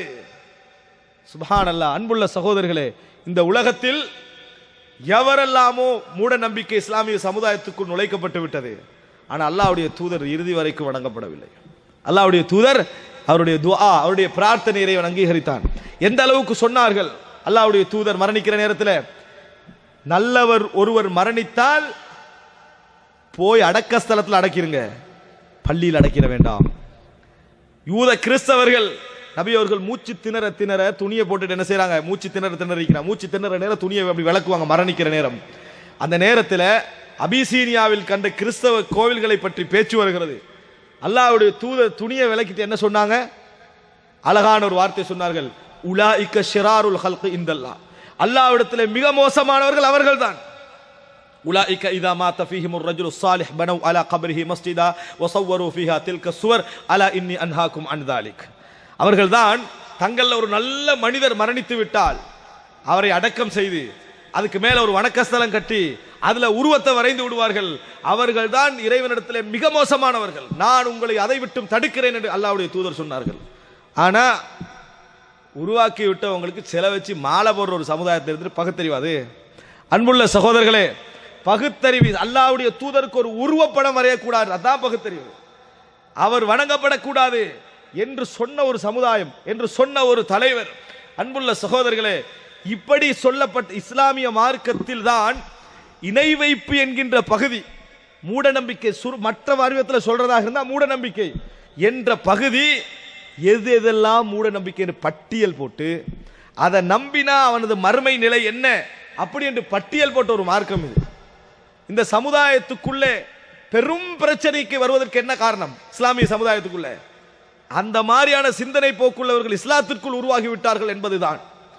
அதை தவிர்த்து விட்டு பார்த்தால் ஏனைய மதங்கள் போல் இந்த மதம் ஒற்றுமைப்பட வேண்டும் என்றால் வெரி சிம்பிள். இந்த சமுதாயத்தில் சிலை வணங்குகின்றவர்கள் யாரும் இல்லை. இந்த சமுதாயத்தில் எவர் சிலை வணங்குறான்னு கேட்கிறேன். முஸ்லீம்ல எவருமே சிலை வணங்கல. ஏனைய மதத்தை போல இந்த சமுதாயத்தில் ஒற்றுமைப்படணும் என்றா, ஏனைய மதம் ஒற்றுமைப்படுவதை போல ஒற்றுமைப்பட வேண்டும் என்றால் மிக மிக மிக இலகு, சிம்பிளா ஒற்றுமைப்பட்டுடலாம். ஆனால் இந்த சமுதாயத்தில் ஒற்றுமைக்கு குறுக்காகவே எதிர்ந்து கொண்டிருக்கிறது இறந்தவனை வணங்குறான் என்பதுதானே. இந்த சமுதாயம் பகுத்தறிவை பேசுவதை விட ஒரு சமுதாயம் பேச முடியுமா? நான் என்ன கேட்கிறேன்டா, இறந்தவனுக்கு சாஷ்டாங்கம் செய்கிறான், இறந்தவனை சுத்தி வருகிறான், இறந்தவனுக்கு நெருப்பு என்ன செய்யறான், பத்த வைக்கிறான், அங்க எரிக்கிறான், அங்க எண்ணெய் நேர்ச்சை வைக்கிறான், அங்க போய் நோயாளிகளை என்னது குணப்படுத்த நினைக்கிறான் என்கின்ற சிந்தனையை தவிர வேற என்ன பிரச்சனை? இந்த சமுதாயத்திற்குள் மிகப்பெரிய பிரச்சனை எதிர்க்கிறது. ஷியாக்களோடு எங்களுக்குள்ள மிகப்பெரிய பிரச்சனை என்ன? ரசூலுல்லாஹி ஸல்லல்லாஹு நபித்தோழர்களை ஏசியதா ஷியாக்களோடு உள்ள எங்களுக்கு முதல் பிரச்சனை? 12 இமாம்களை கடவுளுக்கு சமமாக்கியது. 12 இமாம்களும் மறைவான அறிவு இருக்கிற என்று சொன்னதான் எங்களுக்கு முதல் பிரச்சனை. அன்புள்ள சகோதரர்களே, அதனால் ஒன்றை புரிந்து கொள்ள வேண்டும். இந்த இஸ்லாமிய சமுதாயத்தை எப்பொழுதும் இன்னொரு சமுதாயத்தோடு ஒப்பிட்டு பேச வேண்டாம். அந்த சமுதாயம் பேசுகின்ற சிந்தனைகள் வேறு, இது அல்லாஹ்விடமிருந்து வந்த வழிகாட்டல். இது சொந்த சிந்தனை, ஒரு மனிதனுடைய சிந்தனையால் பிறந்த விஷயம் அல்ல. இது அல்லாஹ்விடமிருந்து வந்த வழிகாட்டல். அது பேசக்கூடிய பகுத்தறிவு முறை வேறு, உலகத்தில் ஒரு மனிதன் சாதாரண சிந்தனையால் விளைகின்ற பகுத்தறிவு முறை வேறு. அன்புள்ள அப்படிப்பட்ட இன்னொரு விஷயத்தை சொல்லவாக இருந்தால், அன்புள்ள சகோதரர்களே, இதற்கு அல்லாஹ்வுடைய தூதர் எல்லா இடங்களிலும் என்ன செய்தார்கள்? அல்லாஹ்வுடைய தூதர் இதுக்கு கட்டு போட்டார்கள். 23 வருட வாழ்க்கையில் நம்ம பார்க்கிறோம். 23 வருட வாழ்க்கையில் நாம் அதனை பார்க்கிறோம். அல்லாஹ்வுடைய தூதரிடத்தில் ஒருவர் வந்து இறைவன் நாடி, முஹம்மதே நீங்களும் நாடினால் என்று ஒரு வசனம் சொன்னார். அஜஅல்தனி லில்லாஹி நித்தா, அல்லாஹ்வையும் படைத்தவனை என்னை ஒன்றாக்கிட்டீங்களான்னு கேட்டாங்க. முதல் கேள்வி. என்னை அந்த இடத்துக்கு கொண்டு வர கூடாது. என்னை அந்த இடத்துக்கு பிரச்சாரம் செய்தவர் எவ்வளவு கவனமாக இருந்தார் தெரியுமா? உலகத்தில் நீங்க அந்த கவனத்தை வேற எந்த தலைவர்களையும் காண முடியாது. நான் சொல்லுகின்ற கொள்கைக்கு எதிராக என்னையே கொண்டு வந்த கூடாத இடத்துல அவர் கவனமாக இருந்தார். நான் சொல்லக்கூடிய கொள்கையில் என்னையே கொண்டு வந்து சேர்த்துடக்கூடாத இடத்துல அவர் கவனமாக இருந்ததை போல யாரும் கவனமா இருக்கல.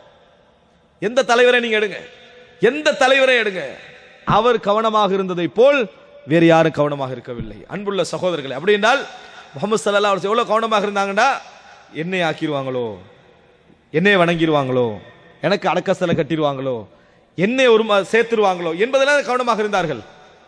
அல்லாஹ்வுடைய தூதரிடத்தில் ஒருவர் இறந்து கொண்டு வரப்படுகிறார். முஸ்லிம்ல வருது, அல்லாஹ்வின் தூதரே இவரை வந்து உயிர்ப்பிச்சிருங்க, அல்லாஹ்ட்ட கேட்டு அல்லாஹ்விடத்தில் பிரார்த்தனை செஞ்சு இவரை உயிர்ப்பித்து விடுங்கள்.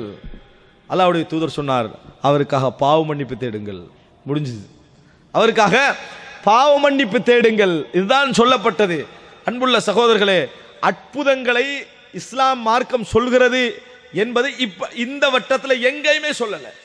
அல்லாஹு தஆலா முஹம்மது ஸல்லல்லாஹு அலைஹி வஸல்லம் அவர்கள் உஹது என்ற யுத்தத்திலே கொல்லப்பட்டு விட்டார்கள் என்ற செய்தி பரவின நேரத்தில் நபித்தோழர்கள் கலங்கினார்கள்.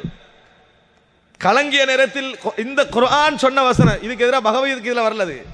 குர்ஆன் என்ன சொல்லிச்சு தெரியுமா? வமா முஹம்மதுன் இல்லா ரசூல் கத் ஹலத் மின் கப்லிஹி ருசுல், முஹம்மது இறைவனுடைய தூதரன்றி வேறு யாரும் இல்லை. எத்தனையோ பேர் மரணித்து விட்டார்கள். அஃப இம்மாத், அவர் மரணித்தால், அவ் குத்தில், அவர் கொல்லப்பட்டால், இன் கலபத்தும் அலா அகாபிக்கும், நீங்க வந்த வழியை திரும்பி போய்விடுவீர்களா அப்படின்னு குர்ஆன் கேட்டது. அல்லாஹ்வுடைய தூதரை சொல்லி குர்ஆன் கேட்டது. வமா முஹம்மதுன் இல்லா ரசூல். ஒரு இடத்துல குர்ஆன் சொல்லுது, வஅலமு அன்ன ஃபீக்கும் ரசூலல்லாஹ், அறிந்து கொள்ளுங்கள் உங்களுக்கு மத்தியில் அல்லாஹ்வுடைய தூதர் இருக்கிறார். இவ்வளவு கண்ணியமான வார்த்தை. இறைவனை மட்டும் வணங்க வேண்டும் என்று பிரச்சாரம் செய்ய வந்த இறைவனது தூதர் இருக்கிறார் என்று சொன்ன அதே குர்ஆன் இன்னொரு இடத்துல சொல்லுது, அதே வார்த்தையை சொல்லி, வமா முஹம்மதுன் இல்லா ரசூல், அவர் தூதர் அன்றி வேறு யாரும் அல்ல. என்ன தூதர் என்றால்? செய்தி அல்லாஹ்விடத்தில் எடுத்து தானும் வாழ்ந்து காட்டி மற்றவர்களுக்கும் பிரச்சாரம் செய்வார், அவ்வளவுதான். அவர் மரணித்தால் அல்லது கொல்லப்பட்டு விட்டால், கொல்லப்படலாம், கொல்லப்பட்டு விட்டால் வந்த வழியே திரும்பி போயிருவீங்களா கேட்டுட்டு இறைவன் சொல்றான், நீங்கள் அப்படி போவதனால் இறைவனுக்கு எந்த பாதிப்பும் ஏற்படாது, இறைவனுக்கு எந்த பாதிப்பும் ஏற்படாது. ஒரு குருடர் வருகிறார், கடுகெடுக்கிறாரு. கடுகெடுத்தது யார் பேரம் பேசிக் கொண்டிருந்தார்களோ உயர் ஜாதி என்ற பெயரில், அவர்களுக்கு மட்டும் தெரியும். அது அவர்களுக்கு சந்தோஷத்தையும் ஏற்படுத்தும். அந்த ஒரு விஷயத்தை இறைவன் செய்தியாக தூதருக்கு அறிவிக்கிறான். அபஸ வ தவல்லா அன் ஜாஅஹுல் அஅமா, ஒரு குருடர் வந்ததற்காக கடுகெடுத்தார், முகத்தை திருப்பினார் என்ற செய்தியை வேற புத்தகத்தில் படிக்கிறோமா, இதே குர்ஆன்ல படிக்கிறோமா? அல்லாஹ்வுடைய தூதருடைய வேத அது அல்லாஹ்வுடைய தூதர் சொன்ன செய்தியில நம்ம என்ன செய்கிறோம், படிக்கிறோம். குர்ஆனே சொல்லுது. அதை சொன்னவர் யார்? அல்லாஹ்வுடைய தூதர். குர்ஆனிலே தனக்கு எதிராக வந்த, அதாவது தன்னை கண்டித்து வந்த செய்திகள் இடம்பெற்ற வேதம் இது. அப்படி என்றால் எவருக்கு எந்த அனுமதி வழங்கப்படலை. இந்த இஸ்லாமிய சமுதாயத்தினால் அன்றி எந்த ஒரு விஷயத்திற்கும் விடுதலை கிடையாது. வேண்டுமென்றால் ஒரு குறிப்பிட்ட இடத்துல அவர் மாறலாம், ஆனால் அவர் சிந்தனை ரீதியாக அவருடைய மனோநிலையில் அதுதான் இருக்கும், அதான் இருக்கும். சமுதாய ரீதியாக இந்த இஸ்லாமிய சமுதாயம் ஏற்பதை போன்று எவராலும் ஏற்றுக்கொள்ள முடியாது, எவராலும் ஏற்றுக்கொள்ள முடியாது. எனவே முதல் செய்தி இந்த உலகத்திற்கு இஸ்லாம் கொண்டு வந்தது தெரியுமா? விடுதலை அல்ல, சிந்தனை விடுதலை. இதனால் நீ ஃப்ரீயாக இருக்கணும். நீ ஒன்றை கட்டுப்போட்டு சிந்திப்பதாக இருந்தால் அது இறைவன் சொல்ற செய்தியாக இருக்கணும், அது இறைவன் சொல்லுகின்ற செய்தியாக இருக்கணும். அந்த இறைவன் சொல்லுகின்ற செய்தியில் நீ போடுகின்ற அந்த கட்டுக்கு எந்த முரணும் இருக்காது, எந்த முரண் என்ன செய்யாது, இருக்காது. உன் சிந்தனை ஊடாகத்தான் நீ அதை அணுக வேண்டி இருக்கும்.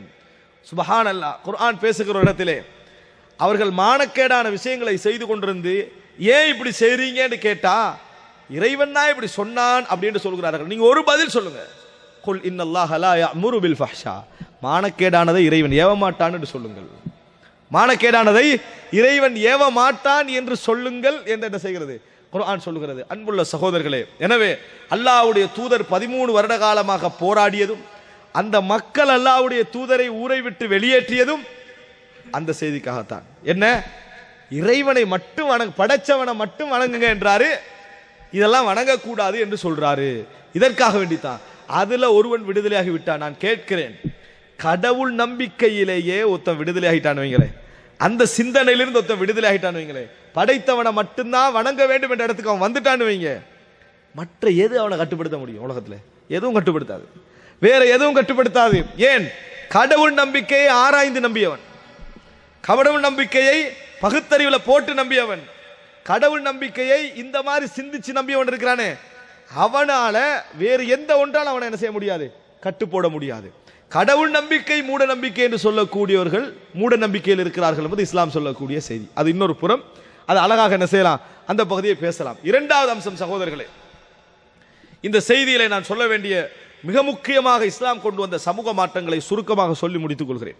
அன்புள்ள சகோதரர்களே, இதுல விடுதலை அடைந்த மனிதனை இஸ்லாம் அப்படி விட்டுட்டா, அப்படி விடல, அப்படி விடுறவன்ட்ட கொள்கை இல்லை, அதான் காரணம். இதுல இருந்து விடுதலை செஞ்சு எடுத்துட்டான்னு வைங்களே, சிலை வணக்கம் கூடாது, எவனுக்கு அவன் சிரமணிய கூடாது, விடுதலை செஞ்சு எஞ்சிட்டு இது மட்டும்தான் அவனோட வாழ்க்கை லட்சியம், மற்றபடி நீ விரும்பின மாதிரி வாழலான்னு சொல்றவன்ட்ட கொள்கை இல்லை, அவன்கிட்ட வழிமுறை இல்லை, சொல்லவும் முடியாது. ஏன்? அவன் தான் எந்த ஒரு செய்தியும் இல்லைன்ட்டானே. இஸ்லாத்தால மட்டும்தான் அதை சொல்ல முடியும். அதை எடுத்த பின்னால வாழ்க்கையின் ஒவ்வொரு பகுதிகளையும் எடுத்து இஸ்லாம் என்ன செய்கிறது, அவனுக்கு சொல்லுது. முதல் விஷயம், இஸ்லாம் கடவுள் நம்பிக்கை விஷயத்தில் என்ன நினைவைப்பு இருந்த இடத்துல மனிதனை காப்பாற்றி சிந்திக்க வைத்து, மௌட்டிகம் அதாவது மூட நம்பிக்கை ஒரு பகுதி இருக்குது, இதுல எல்லாவற்றிலிருந்தும் என்ன செய்த இஸ்லாம் மக்களை காப்பாற்றியது. என்னென்ன மூட நம்பிக்கை நாங்கள் இணைவை பொறுப்புறம், மூட நம்பிக்கையின் ஒரு பட்டியல், சின்ன சின்ன மூட நம்பிக்கை நம்ம நினைக்கக்கூடிய விஷயங்களை எல்லாம் குர்ஆன் சொல்வதை பார்க்கிறோம். உதாரணமாக ஒரே ஒரு செய்தியை மட்டும் நான் குர்ஆனிலே இருந்து சொல்லி காட்டுகிறேன். பாருங்க, அல்லாஹ் தஆலா சொல்லி காட்டுகிறான் சூரா அன்ஆமிலே, சில ஒட்டகங்களை வச்சிருந்தாங்க. இது கணவன்மார் மட்டும் தான் சாப்பிடணும், மனைவிமார் சாப்பிடக்கூடாது. இது யாரு சாப்பிடக்கூடாது, இதுல இருந்து பால் கறக்கலாம், இது எடுக்கக்கூடாது. இதனால என்ன பாதிப்பு? ஒருத்தருக்கு என்ன பாதிப்பும் இல்லை. இப்படி ஒருத்தர் சொல்லிட்டான்னு வைங்களேன், சரி, அது அந்த மக்களுடைய நம்பிக்கை அப்படின்னு விட்டு போகணுமா இல்லையா? குர்ஆன் சொல்லுது, அறிவில்லாத முடிவுகள் எப்படி நீங்க எடுத்தீங்க அப்படின்னு குர்ஆன் எப்படி சொல்லுதுன்னு சொன்னால், சயஜ்ஸீஹிம் பிமா கானூ யஃப்தரூன், இட்டுக்கட்டி சொன்ன இந்த வகைகளுக்கெல்லாம் அல்லாஹு தஆலா மறுமையில் அவர்களுக்கு கூலி வழங்குவான், தண்டனை வழங்குவான் அப்படின்னு குர்ஆன் சொல்லுது. இது ஒரு சமுதாயத்தை பாதிக்காது விட்டாலும் கூட இஸ்லாம் என்ன செஞ்சது? உன்னை மூளையை கொண்டு வந்து அடகு வச்சிடாத, இந்த சிந்தனைகளுக்கு என்ன செஞ்சிடாத, கட்டுப்பட்டு விடாதுன்னு சொல்லிச்சு. எனவே ரெண்டு விஷயம் இஸ்லாம் ஒழித்தது. ஒன்று கடவுள் விஷயத்தில் ஏற்பட்ட மூட நம்பிக்கைகள், இரண்டாவது மனித வாழ்க்கையோடு சம்பந்தப்படுற விஷயங்கள் இருக்குது, அந்த மூட நம்பிக்கைகளையும் சேர்த்து என்ன செஞ்சது? இஸ்லாம் ஒழித்தது என்பதை நம்ம புரிந்து கொள்ள வேண்டும். இரண்டாவது, இந்த சமுதாயத்துக்கு இஸ்லாம் சொல்லிக் கொடுத்த ஒரு மிகப்பெரிய விஷயம் என்ன தெரியுமா? போலி ஆன்மீகத்தை ஒழித்தது. போலி ஆன்மீகம். இன்றைக்கு ஆன்மீகம் என்ற பேரில் பகுத்தறிவாதிகள் என்று தங்களை தாங்களே அழைத்துக் கொள்ளக்கூடியவர்கள் செய்யக்கூடிய ஆன்மீக ஆய்வுகள் எல்லாம் பார்த்தீங்கன்னா குதர்க்கமாகவே இருக்குது. எப்படி தர்க்கமாக அது இல்லை. ஆன்மீகத்தை ஆய்வு செய்யறாங்க, எடுத்த உடனே இந்து மதத்தை எடுக்கிறாங்க, கிறிஸ்தவ மதத்தை எடுக்கிறாங்க, யூத மதத்தை எடுக்கிறாங்க. ஏன் இஸ்லாமிய ஆன்மீகத்தை யாரும் பேசுவதில்லை? அதை எடுங்க. இஸ்லாமிய ஆன்மீகத்தில் இஸ்லாம் முதலாவது ஒழித்தது புரோகிதத்தை. கடவுளுக்கும் மனிதனுக்கும் இடையில் எவனும் தரகர் அல்ல. அதான் முதலாவது தான் போலி ஆன்மீகம் உருவாகிற இடம். அல்லாஹ்வுடைய தூதர் சொல்லிக் கொடுத்தது. யார் சொல்லிக் கொடுத்தது?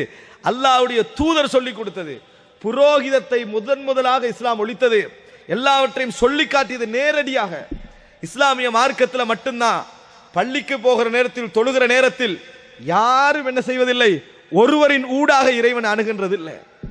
இஸ்லாமிய சமுதாயத்திற்குள் யாராவது அப்படி செய்தால் அவர்கள் இஸ்லாமிய கொள்கைக்கு எதிரானவர்கள். இஸ்லாமிய சமுதாயத்துடைய கொள்கையில் கணிசமான மக்கள் அதில் தான் என்ன செய்யறாங்க, இருக்கிறாங்க. ஒரு சமுதாயம் அதை செய்யலாம், அப்படி செஞ்சேன்னு சொன்னா அவங்க யாருக்கு எதிராக இருக்கிறாங்க? இஸ்லாத்துக்கு எதிராக இருக்கிறார்கள். அன்புள்ள சகோதரர்களே, புரோகிதத்தை ஒழித்தது முதலாவது போலி ஆன்மீகம் உருவாகிற இடம் அதுதான். அவன் என்ன சொன்னாலும் நம்புவான். அவன் இல்லாம எந்த ஒரு சடங்கையும் செய்ய முடியாது. அப்படி ஒரு சடங்கு இஸ்லாத்தில் இருக்கிற ஒரு சடங்கு, ஒரே ஒரு சடங்கு இவர் இல்லாமல் விடுங்கள். அல்லாஹ்வுடைய தூதர் வாழ்ந்த காலத்தில், அல்லாஹ்வுடைய தூதர் வாழ்ந்த காலத்தில் அல்லாஹ்வுடைய தூதர் இல்லாமல் இதை செய்ய முடியாது என்ற ஒரு சடங்கு, ஒரே ஒரு சடங்கு இஸ்லாமிய சமுதாயத்தில் இல்லை. அல்லாஹ்வுடைய தூதர் இல்லாமல் இதை செய்ய முடியாது. ஒன்று இருந்தது நபித்தோழர்களிடத்தில். நபித்தோழர்களை எதிர்ப்பார்.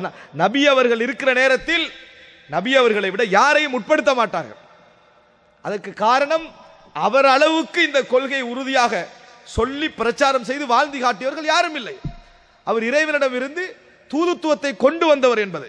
அது அல்லாமல் இந்த இஸ்லாமிய சமுதாயத்தில் அவர் மூலம் கூட, அல்லாஹ்வுடைய தூதர் மூலம் கூட எதையும் அணுகவில்லை. அல்லாஹ்வுடைய தூதர் இல்லை, அல்லாஹ்வுடைய தூதர் இல்லை. அந்த நேரத்தில் அவர் வந்து உது எடுக்க போயிருக்கிறார் தொழுகைக்காக. அப்துல் ரஹ்மான் இப்னு அவுஃப் சுபஹ் தொழுகையில் என்ன செய்யறாரு? யாரும் இல்லை, அல்லாஹ்வுடைய தூதர் லேட் ஆகிறதுக்கான அப்துல் ரஹ்மான் இப்னு அவுஃபை முன்னுக்கு ஆக்கி தொழுகைக்கு வச்சுட்டாங்க. ரசூல் ஸல்லல்லாஹு அலைஹி இரண்டாவது ரக்காத்துல வந்துட்டாங்க. சஹீஹ் முஸ்லிம்ல வருது. இரண்டாவது நிலையில் வந்து ரசூல் அங்க நிக்கிறாங்க. அதுக்கு பின்னால தொழுகை முடித்த பின்னால் அந்த முதல் நிலையை எழுந்து அல்லாஹ்வுடைய தூதர் தொழுகிறார்கள். இதை பார்த்த நபி தோழர்களுக்கு என்ன, அல்லாஹ்வுடைய தூதரை ஒரு ரக்காத்தை தாண்டி தொலை வச்சிட்டோமே அப்படி என்ற மனநிலை ஏற்படுகிறது. சலாம் கொடுத்தவுடைய அல்லாஹ்வுடைய தூதர் புரோகிதத்தை அந்த இடத்துல, நான் இவ்வளோ கஷ்டப்பட்டு இந்த கொள்கையை உருவாக்கினதே என்னைய மதிக்கத்தான், நீங்களா என்னைய பின்னுக்காக்கிட்டீங்கன்னு கேட்டாங்களா? அப்படி இல்லை. அந்த இடத்துல அது ஒரு பிரச்சனையே அல்லது, அதிலே முடிச்சாங்க. அஹ்சன்தும், நல்ல வேலை செய்தீர்கள், இதற்கு பின்னால் இப்படி நடந்தாலும் இப்படியே செய்யுங்கள் என்று சொன்னார்கள், வழிகாட்டினார்கள். இதுதான் இஸ்லாம் சொன்னது. ஒரு இடத்துல அவர் இந்த விஷயத்தை ஒழித்திருப்பார்களா? பகுத்தறி பேசியவங்க அவர் வந்துதான் முதல்ல ஆரம்பிச்சு வைக்கணும் தான் சொல்லி இருப்பார்கள். அப்படி எந்த ஒன்றையும் இஸ்லாத்தில் என்ன செய்யல, வைக்கவில்லை. அன்புள்ள சகோதரர்களே, விரும்பி நடக்கிறது என்பது வேறு, அதையே கொள்கையாக ஆக்குவது என்பது வேறு. அல்லாஹ்வுடைய தூதர் எல்லா விஷயத்திலும் இதை என்ன செய்தார்கள், ஒழித்தார்கள். ஒரு செய்தியை காட்ட, ஒரு வணக்கத்தை காட்ட முடியாது, ஒரு வணக்கத்தை காட்ட முடியாது. அன்புள்ள சகோதரர்களை, சில பொழுதுகள் இஸ்லாத்திற்கு வெளியே இருக்கின்றவர்கள் முஸ்லிம்கள் ஜமாத்தாக தொழுவதை யோசிக்கலாம். முன்னாலே இமாமா இந்த தொழுகிறாரு, அவர் டைமுக்கு வராட்டி அடுத்தவர் தொழுவிச்சுவார், அவ்வளவுதான். யாராவது முன்னாலே என்ன செய்வாரு, முன்னுக்காகிடுவார். அவரை வைத்திருப்பது, அவர் படித்தவர், இந்த வசனங்களை எல்லாம் அவர் மனநமிட்டிருப்பார், அவர் சொல்லுவார் என்பதற்காக. பின்னால கொஞ்சம் பேர் இருப்பாங்க, அவர் பிழை விட்டால் திருத்துறதுக்கு, அவர் பிழை விட்டால் திருத்துவதற்கு. இன்னும் சிலர் என்ன, அவர் போனால், அவர் இல்லாது விட்டால் தொழுவிப்பதற்கு. அன்புள்ள சகோதரர்களே, இன்னும் சொல்ல போனால் இஸ்லாமிய சமுதாயத்தில் புரோகிதம் என்பது எங்கெல்லாம் இணை வைப்பு இருக்குதோ அங்க மட்டும்தான் இருக்கும். இஸ்லாமிய சமுதாயத்தில் யாரெல்லாம் இணை வைப்பை உண்டாக்கி வச்சுக்கிறாங்களோ அங்க மட்டும்தான் நீங்க புரோகிதத்தை காணுவீங்க. இணை வைப்பு வந்தா புரோகிதம் வரும்.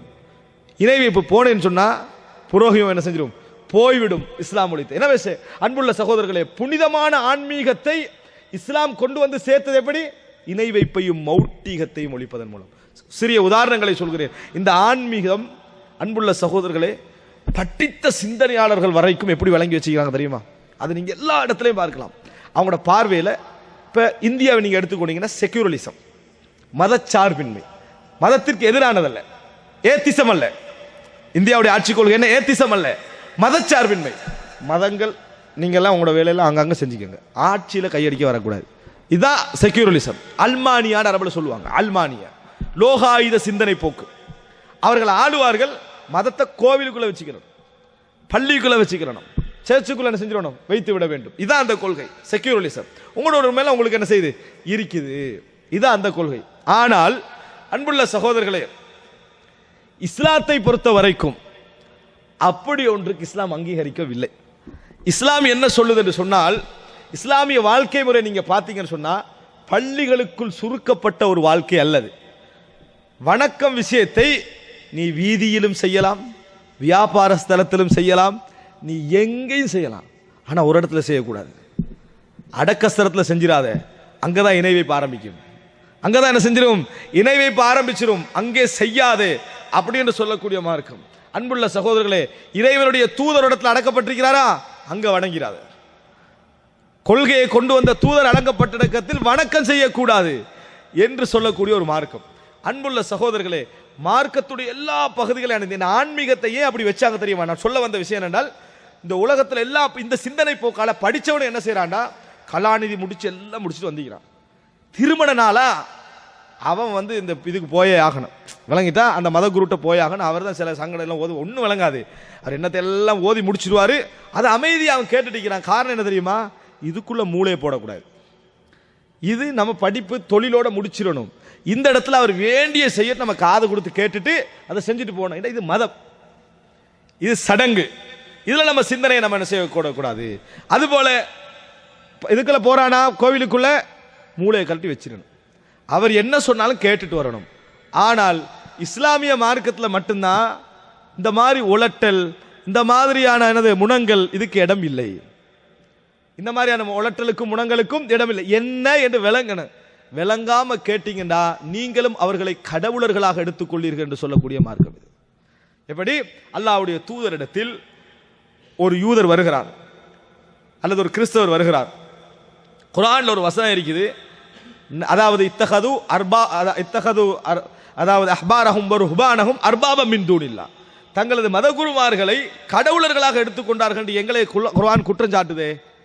நாங்கள்லாம் யூத கிறிஸ்தவர்கள் மதகுருமார்களை கடவுளாக்கிட்டாங்க அப்படின்னு குற்றம் சாட்டு, நம்ம அப்படி செய்யலையே அப்படின்னு கேட்குறாங்க. ஆக அல்லாஹ்வுடைய தூதர் கேட்கிறாரு, அவர்கள் ஒன்றை ஹலால் என்று சொன்னால் நீங்கள் ஹலால் என்று சொல்லலையான்னு கேட்டாங்க. ஆமென்றார்கள். அவர்கள் ஒன்றை தடை என்று சொன்னால் நீங்கள் தடை என்று சொல்லலையா? ஆமென்றார்கள். அதுதான் அவர்களை நீங்கள் கடவுளர்களாக எடுப்பது, அதுதான் நீங்கள் அவர்களை கடவுளர்களாக எடுப்பது. விளங்காம எதையும் செய்யக்கூடாது, விளங்கணும். என்ன சொல்றார் அவரு? எது விளங்கணும்? ஒருவர் மதகுருவாக இருந்து கொண்டு ஒரு பிரச்சாரம் செய்கிறாரா, அவருக்கு படித்ததுனால அவர் சொல்றதுக்கு அவர் தகுதி இருக்கு, மார்க்கத்தை படித்ததுனால. ஆனா நம்ம ஒன்றும் விளங்காத காதில் போட்டுட்டு போற உரிமை எங்களுக்கு இல்லை. அது என்ன சொல்றாரு அவரு? இறைவனுடைய செய்தியைத்தான் சொல்லுகிறாரா, தூதருடைய செய்தியைத்தான் சொல்லுகிறாரா? கேட்கிற உரிமை என்ன செய்கிறது?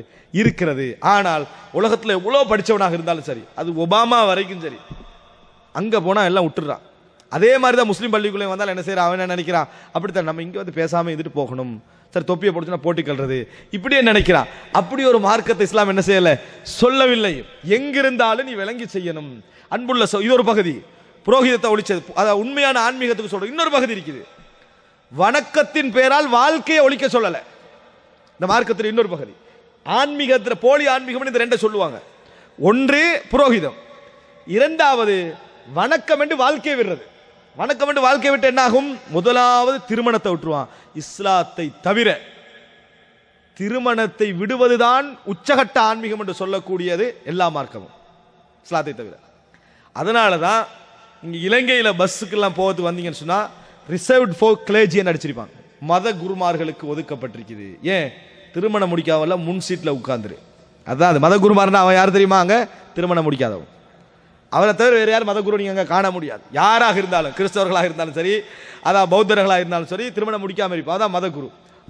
ஒரு பிள்ளையோட ஃபோட்டோ ஒன்று போட்டுருப்பான் முன்னால், அதை பார்த்துட்டு உட்கார வேண்டியதான், நம்மளுக்கு இது கிடைக்கலையே விளங்கிட்டா. அதான் நான் முன்னால் போட்டிருப்பான். ஆனால் அதில் ஒத்தரை உட்கார வைக்கவே மாட்டாங்க.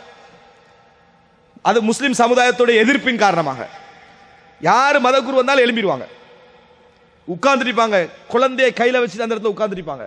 மதகுரு வந்தாலும் எழும்பிடுவாங்க, அவர் உட்காருவார். அது எந்த தயவு தாட்சணியம் பார்க்காம உட்காருவார். உட்காராட்டி என்னமோ ஒரு புனிதம் போகாத மாதிரி நினைச்சிருவார், உட்கார்ந்துருவார். ஆனா ஒரு முஸ்லிம் மதகுரு ஒருத்தரங்க வந்தான்னு வைங்களேன், எழும்ப மாட்டாங்க.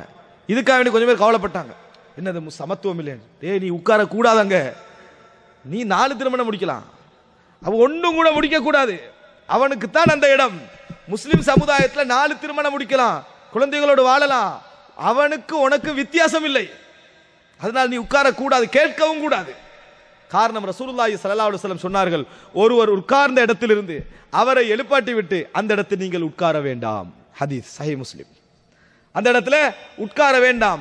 நீ என்ன செய்யணும் என்று சொன்னால், நீ எழுந்து கற்பிணிக்கு இடம் கொடுக்கணும், நீ எழுந்து இயலாதவருக்கு நீ இடம் கொடுக்கணும். அன்புள்ள சகோதரர்களே, உட்கார வைக்கின்றவர்கள் ஒரு பஸ்ஸில் 3 தான். ஒன்று கற்பிணிகள், 2வது அங்கவீனர்கள், 3வது மதகுருமார்கள். 3வது மதகுருமார்கள்.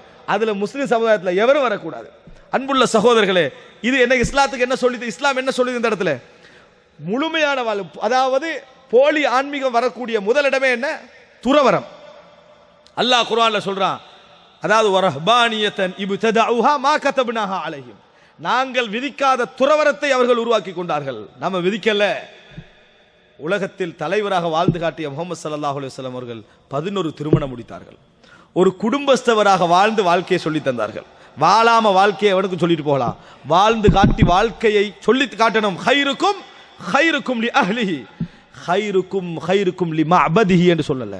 உங்களில் பள்ளியில் அவர் சிறந்தவராக இருக்கிறாரோ அவர்தான் குடும்பத்தில் சிறந்தவர் சொல்லல, அவர்தான் உங்களில் சிறந்தவர் என்று சொல்லல. யார் குடும்பத்தில் சிறந்தவரோ அவர்தான் உங்களில் சிறந்தவர் அப்படின்னு அல்லாஹ்வுடைய தூதர் என்ன செய்தார்கள்? சொன்னார்கள். போலி ஆன்மீகம் சொல்லி தரல. அன்புள்ள சகோதரர்களே, நமக்கெல்லாம் தெரிந்த செய்தி, அதாவது சல்மான் அல் ஃபாரிசி ரதியல்லாஹு அன்ஹு அவர்களும் அபுத்தர்தா ரதியல்லாஹு அன்ஹு அவர்களும் ஒரே வீட்டில் இருக்கிறாங்க. இருவரும் என்ன நண்பர்கள். அந்த மாதிரி அந்த நட்புடைய நேரத்தில் அவங்க இருவருக்கு இடையில் ஒரு சம்பவம் நடந்தது. என்ன சம்பவம்? இவர் நோன்பு பிடிப்பார், பகலெல்லாம் இரவெல்லாம் வணங்குவார். அந்த நேரத்தில் அவர் பார்த்து இரவுல என்ன செய்யறாரு? இவரை வந்து எப்படியா தூங்க வச்சுட்டார், வணங்காம, இரவு ஃபுல்லாக வணங்காம தூங்க வச்சு கடைசி நேரத்தில் எழும்பி வணங்க வச்சாரு. அதுபோல சாப்பிடாம இருக்கிறாரு, நோன்பு பிடிக்க வச்சது நோன்பை கலைச்சி சாப்பிடுன்னு சொன்னாரு. இதை வந்து அவர் மனைவி முறையிட்டு இருந்து அதுக்கேற்ற மாதிரி செயல்பட்டார். இதனால கோபம் அடைந்து தன்னை வழி நடத்திய தலைவரிடத்தில் போகிறாங்க. முஹம்மது ஸல்லல்லாஹு அலைஹி வஸல்லம் போய் இப்படியெல்லாம் சல்மான் ஃபாரிசி செஞ்சிட்டாரு அப்படின்னாங்க. உடனே என்ன செஞ்சிருக்கணும்? நான் இவ்வளோ கஷ்டப்பட்டு மக்காலிருந்து மதீனாவுக்கு வந்து வணக்கத்தை உருவாக்கினா இறைவனை தானே அவர் வணங்கினார், நீங்க ஏன் குரோசா வந்தீங்கன்னு கேட்டாரா? அல்லாஹ்வுடைய தூதர் சொன்னார்கள், சதக சல்மான், சல்மான் உண்மை உரைத்தார். வ இன்னலி ஐனிக அலைக ஹக்கா, உன் கண்ணுக்கென்ற ஒரு கடமை இருக்கிறது. வ இன்னலி ஜௌஜிக அலைக ஹக்கா, உன் மனைவிக்கென்ற ஒரு கடமை இருக்கிறது. வ இன்னலி ரப்பிக அலைக ஹக்கா, உன் இறைவனுக்கென்ற ஒரு கடமை இருக்கிறது. எல்லாம் செஞ்சால்தான் நீ இஸ்லாத்தில் இருக்கிறாய். மன் ரகிப அன் சுன்னதி ஃபலைஸ மின்னி, திருமணம் என்கின்ற என் சுன்னாவை யார் புறக்கணிக்கிறாரோ, வழிமுறையை புறக்கணிக்கிறாரோ, அவர் என்னை சார்ந்தவரே அல்ல. அன்புள்ள சகோதரர்களே, திருமணம் முடிக்காட்டி நெருக்கமானவர் பார்க்கக்கூடிய ஒரு சமுதாயம். திருமணம் முடிச்சா தானே வாழ்க்கையை பிரச்சனை உண்டாகும். வாழ்றது முதலாவது எங்க? திருமணம் இல்லாதவனுக்கு எல்லாம் ஃப்ரீயா இருக்கும். திருமணம் முடிக்கணும், அவன் தான் வாழ்க்கையில எல்லாம் என்ன செய்ய ரஷ் ஆகுவான், அவன் தான் சோதனைகளை சுமப்பான், குழந்தையை வளர்ப்பான், முதியவர்களை பார்க்கிற இடமெல்லாம் வரும். அதனால இஸ்லாம் அதை சொல்கிறது. எந்த அளவுக்கு சொல்லுது தெரியுமா? அங்க ஆன்மீகத்தின் உயர்வே திருமணம் முடிக்காம. இஸ்லாமிய மார்க்கத்தில் என்ன தெரியுமா? யார் திருமணம் முடிக்கிறாரோ ஃபக்கத் இஸ்தக்மல ஷத்ர ஈமானி, ஈமானுடைய அரைவாசியை பூர்த்தி செய்து கொண்டார் என்றாங்க அல்லாஹ்வுடைய தூதர். நீ வந்து முன்னேறிட்டாய் மார்க்கத்தில், நீ மார்க்கத்தில் முன்னேறி விட்டாய். அன்புள்ள சகோதரர்களே, எனவே சனத்தொகை பெருக்கம் என்று முஸ்லிம் சமுதாயத்தை குறை சொல்வதை விட நீங்கள் பின்பற்றுகின்ற மதங்களை குறை சொல்லுங்கள், அங்கதான் சனத்தொகை பெருக்கம் கட்டுப்படுத்தப்படுகிறது. நாங்க பின்பற்ற கொள்கை சனத்தொகை பெருக்கத்தை ஊக்குவிக்கிறது. இப்ப பிரச்சனை எங்கள்ல உங்கள தான் பிரச்சனை. நாங்க யாரும் சொல்லல நீங்க சனத்தொகை பெருக்க வேண்டாம்னு சொல்லி, உங்களை மதம் சொல்லுகிறது. மதத்துடைய கொள்கை என்ன? திருமணம் முடிக்காம இருக்கணும். எல்லாரும் செஞ்சா இந்து மதம் ஒரு 50 வருடம் 60 வருடம் தான் சனத்தொகை அப்படி வீழ்ச்சி அடைஞ்சிடும். யூத மதம், கிறிஸ்தவ எல்லாம் வீழ்ச்சி அடைஞ்சிடும். என்ன காரணம்? அந்த மதமே அதை என்ன செய்கிறது? ஆன்மீகம் என்று சொல்கிறது. ஆனால் இஸ்லாம் அதை ஆன்மீகத்துக்கு எதிர் என்று சொல்கிறது. வாழச் சொல்லி தந்த மார்க்கம். அன்புள்ள சகோதரர்களே, இந்த 2 முக்கியமான விஷயங்களை நான் சொல்லி இருக்கிறேன். இது அல்லாமல் பல விஷயங்கள் உண்டு. இன்ஷா அல்லாஹ் இன்னொரு தொடரில் அதை பேசலாம்னு நினைக்கிறேன். இஸ்லாமிய சமுதாயம் கொண்டு வந்த பெண்ணுரிமை, பொருளியல் மாற்றம், இந்த சமுதாயத்திலே சமுதாய விழுமியங்கள், குணங்கள், அகலாக்குகள் பாதுகாக்கப்படுறதுக்கு இஸ்லாம் கொண்டு வந்த சட்டங்கள், இஸ்லாம் குற்றவியல், மனிதனுடைய மற்றவர்களுடைய உரிமை விஷயத்தில் இஸ்லாம் கொண்டு வந்த சட்டங்கள், அடுத்ததாக இஸ்லாமிய சமுதாயத்திலே இஸ்லாம் சொன்ன ஏனைய மதங்களுடன் கொண்டு வந்து நிறுத்திய மனிதாபிமானம், எந்த மதமும் கொண்டு வராத அளவுக்கு கொண்டு வந்த மனிதாபிமானம், அந்த பகுதி இருக்கிறது. இவைகளெல்லாம் இஸ்லாம் கொண்டு வந்த சமுதாய மாற்றங்கள். இந்த இரண்டு நான் சொன்ன ஆரம்பம் இருக்கிறது, இது போலி பகுத்தறிவாதிகளின் தவறான புரிதலின் காரணமாக பேசப்படுகின்றவைகளும் இஸ்லாம் சொல்லக்கூடிய விடுதலையும். அன்புள்ள சகோதரே, தஹ்ரீருல் அக்ல், சிந்தனை விடுதலை. அதனால் பல விஷயங்கள் விடுதலையாகிறது ஒரு மனிதனுடைய வாழ்வில். இரண்டாவது, போலி ஆன்மீகத்தை ஒழித்தது. உண்மையான ஆன்மீகத்தை இஸ்லாம் என்ன செய்ய சொன்னது. எதாக இருந்தாலும் இந்த முதலாவது பகுதி இல்லாமல் இந்த சமுதாயத்தில் எவரும் எந்த விடுதலை, எந்த மாற்றத்தை என்ன செய்ய முடியாது, பூர்ணமாக கொண்டு வந்து விட முடியாது. அன்புள்ள சகோதரர்களை, இதைத்தான் அல்லாஹு தஆலா சொல்கிறான், அல் யௌம அக்மல்து லக்கும் தீனக்கும் வ அத்மம்து அலைக்கும் நிஅமதி. எனது நிஅமத்தை நான் உங்களுக்கு பூர்த்தி செய்திருக்கிறேன். நிஅமத் சகோதரர்களே, இது அருள். நாம் இன்னொரு சமுதாயத்திலே பிறந்திருந்தால் நாம் வேறு வழியில் நாம் வளர்ந்திருப்போம். எம் சிந்தனைக்கே அர்த்தம் வேறாக இருந்திருக்கும். ஆனால் அல் யௌம அக்மல்து லக்கும் தீனக்கும் வ அத்மம்து அலைக்கும் நிஅமதி, என் நிஅமத்தை பூர்த்தி செய்து விட்டேன் என்று சொல்லி கடைசியாக வ ரதீது லக்குமுல் இஸ்லாம தீனா, தீன் என்பது எங்களிடத்தில் இஸ்லாம் தான். எனவே இவ்வளவு பெரிய அருள்மிக்க ஒரு மார்க்கத்திலே இருந்து கொண்டு நாம் விடுதலையை எந்த சமுதாயத்துக்கு தேடிக் கொடுப்பதாக இருந்தாலும் அது இஸ்லாத்தின் ஊடாக இருக்க வேண்டுமே தவிர போலி சிந்தனைகளாலும், ஏமாற்று பேர்வழிகளாலும், சந்தர்ப்ப வசத்திற்கு உடன்பட்டு கொண்டிருப்பவர்களாலும் ஏற்படுத்த முடியாது என்பதை நம்ம புரிந்து கொள்ள வேண்டும் சகோதரர்களே. இன்றைக்கு பகுத்தறிவாதம் பேசக்கூடியவர்களா இஸ்லாத்தோடு ஒத்துழைப்பது ஏன் தெரியுமா? அதுல உண்டாயிருக்கிறதுனால. இன்னும் சொல்ல போனால் இந்துக்களை விட மிக மோசமானவர்கள் முஸ்லிம்களோடு போலி பகுத்தறிவாதிகள் தான். ஏன்? ஒரு இந்து ஃபர்தாவை எதிர்க்க மாட்டான், முஸ்லீம் செய்யறான்னு விட்டுட்டு போயிடுவான். ஃபர்தாவையும் புர்காவையும் எதிர்த்து பேசுறவன் யாரு? அவன் தான்.